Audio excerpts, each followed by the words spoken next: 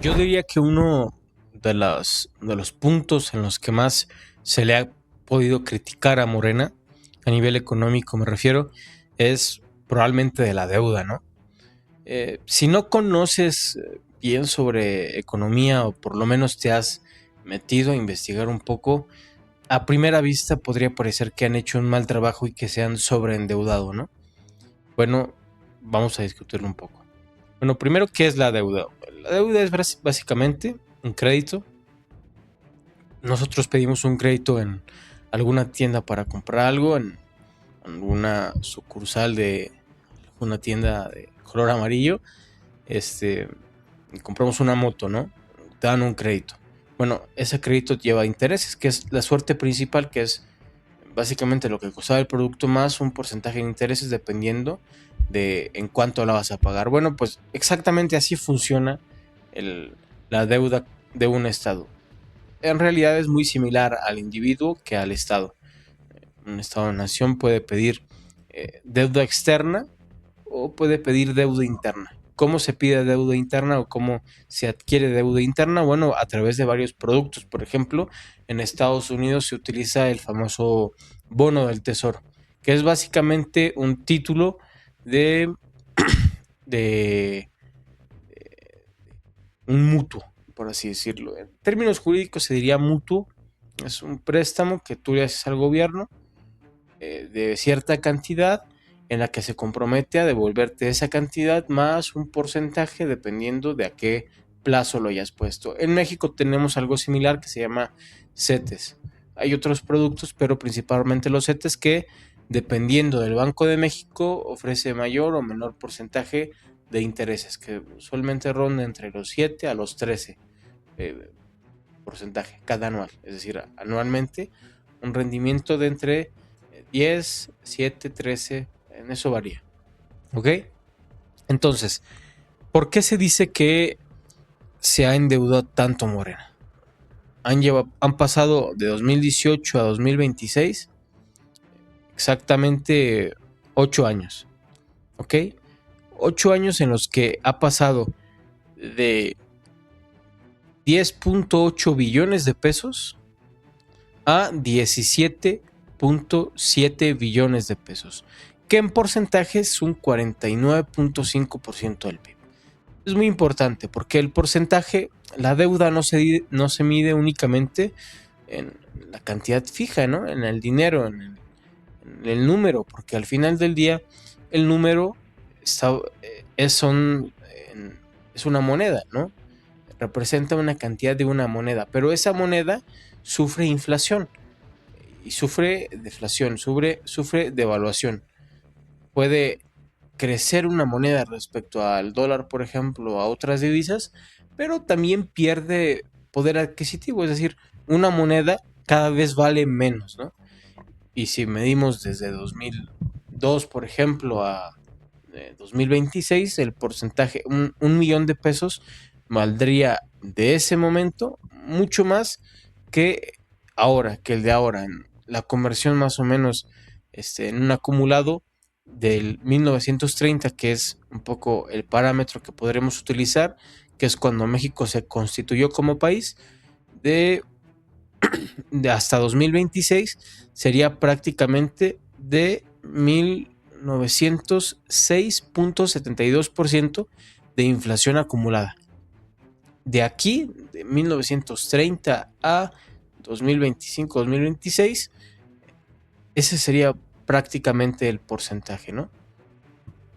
¿Qué significa esto? Bueno, que un millón de pesos, un millón de dólares, que sea, valdría 20 millones de dólares o 20 millones de pesos. Un millón de dólares en los 30, en 1930, valdría en 2026 20.07. ¿Ok? Eso debemos entenderlo porque si no entendemos que una moneda no vale lo mismo en un tiempo específico, no vamos a poder entender por qué es un poco engañoso el decir que Morena se ha endeudado más que el resto de la historia de México, ¿no? Como nación. Que es un poco el discurso que vende muchísimo, principalmente Ricardo Anaya, ¿no? Se hizo muy viral un clip en el que él hablaba sobre esto. Y bueno, de 2018 a 2025 pasó de 10.8 a 17.7, ¿ok? Pero es mucho más interesante ver de 2002 a 2018. Digamos, si en 2002 el gobierno federal tenía como deuda 1.2 billones de pesos, porque en 2018 se entrega 10.8, ¿no? Es un aumento de prácticamente 8.7 u 8.8, la cantidad que se tenía en 2002, ¿no? En 2000, en los 2000, ¿no? Esto aunado a que debemos entender la deuda como un complemento del presupuesto, ¿no? Uno pide deuda cuando necesita, no solamente es pedir deuda y después saber en qué me la gasto, ¿no? Pedimos deuda porque tenemos este déficit, necesitamos dinero para cubrir de este programa, de esta inversión, de este apartado, de esta designación de dinero, de este presupuesto, y necesitamos que cubrirlo. Entonces emitimos deuda. Y esto debe que entenderse en un contexto en el que Pemex era en ese momento uno de las petroleras más importantes del mundo, México uno de los países más exportadores de petróleo, y que el petróleo estaba como nunca había estado de caro, ¿no? Entonces, cuando tienes superávits o dinero a montones de Pemex y te endeudas en prácticamente 18 años, 8 veces a lo que estaba en su momento, entonces no empata la información, ¿no? Y también no solamente es si te endeudas o no, digamos, hay que ser racionales. Si te endeudas, ¿en qué te endeudaste, no? ¿Qué pagaste? ¿Qué financiaste? Si financiaste cosas que pueden ser comprobables, adelante, hazlo. La deuda no es mala. La deuda es un mecanismo que utilizan los estados para poder acelerar su crecimiento y su desarrollo económico. Al final del día, si no te endeudas, estás perdiendo una oportunidad. Pero sobreendeudamiento, el sobreendeudamiento también es un problema. Estados Unidos tiene arriba del 100% de su PIB en deuda. México tiene un 46.5%, que es bastante saludable dentro de las economías. Es más, dentro de la OCDE es una de las menos endeudadas. Pero si tomamos en cuenta en qué gastas la deuda, podemos justificarla, no solamente son números, ¿no?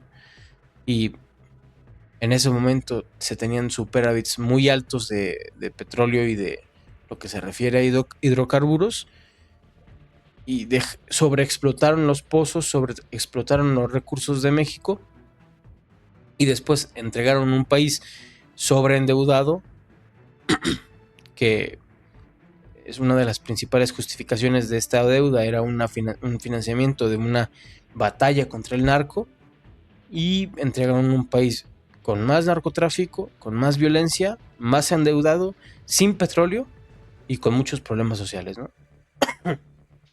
Esto, esto quiere decir que,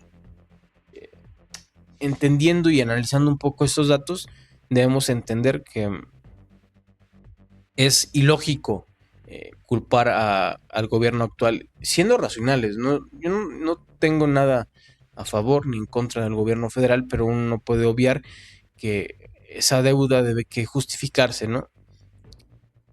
En este periodo que sí se ha hecho, bueno, se ha construido infraestructura, demasiada infraestructura.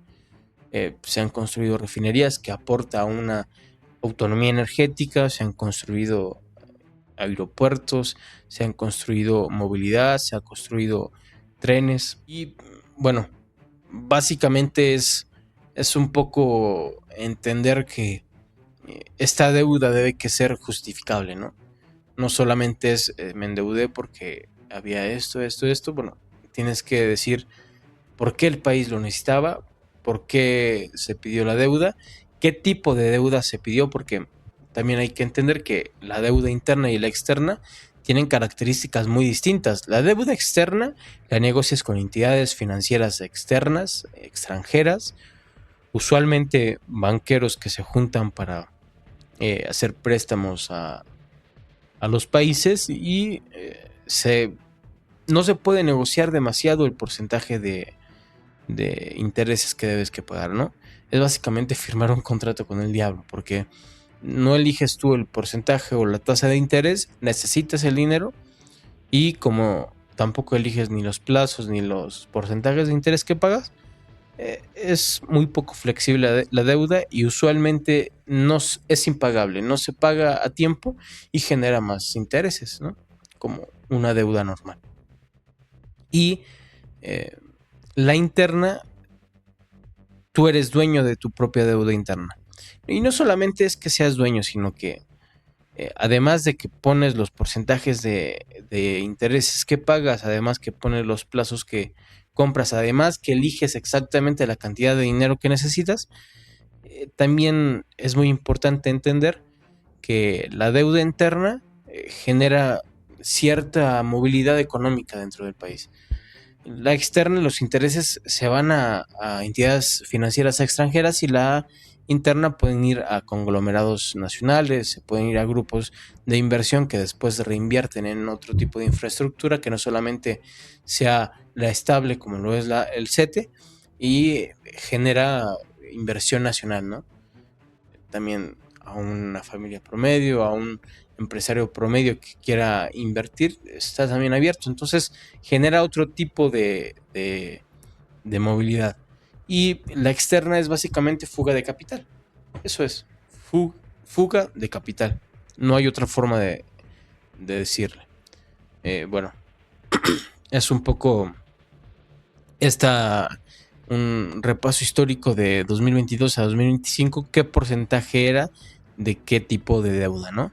Hasta enero del 22 era un 77.5% interna, después en enero del 23 81.1, marzo del 24 84 y febrero del 25 83.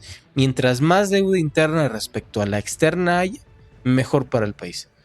¿Cuánto creció desde 2018? Bueno, de 2 trillones, bueno, es un poco la conversión, en 2025 a 10.83. Y es un poco entender la deuda en porcentajes, ¿no? Yo con el dato que me quedaría es con el 49.5% del PIB, el Producto Interno Bruto, lo que genera en relación a bienes y servicios durante un año todo México.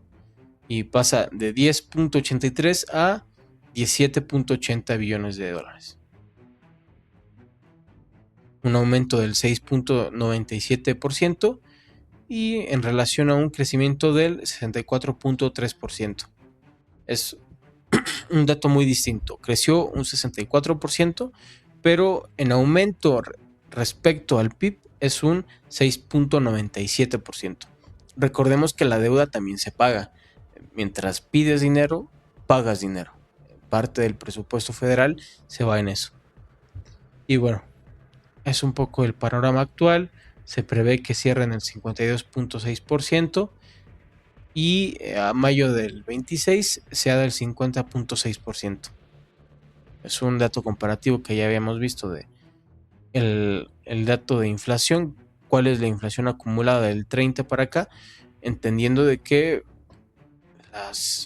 el porcentaje es muy importante, ¿no? No podemos decir simplemente cantidades porque el dinero de hace 10 años vale más que el de ahora. Imagina el dinero de hace 100 años, ¿no? Hay que hacer la comparación y el ejercicio. Y bueno, es un poco las claves de entender la cifra. La comparación larga mezcla metodologías y la deuda reciente ha sido predominantemente interna. Esto es a conciencia. El gobierno federal ha intentado que la deuda externa baje a lo más posible porque es la deuda que menos le conviene a México.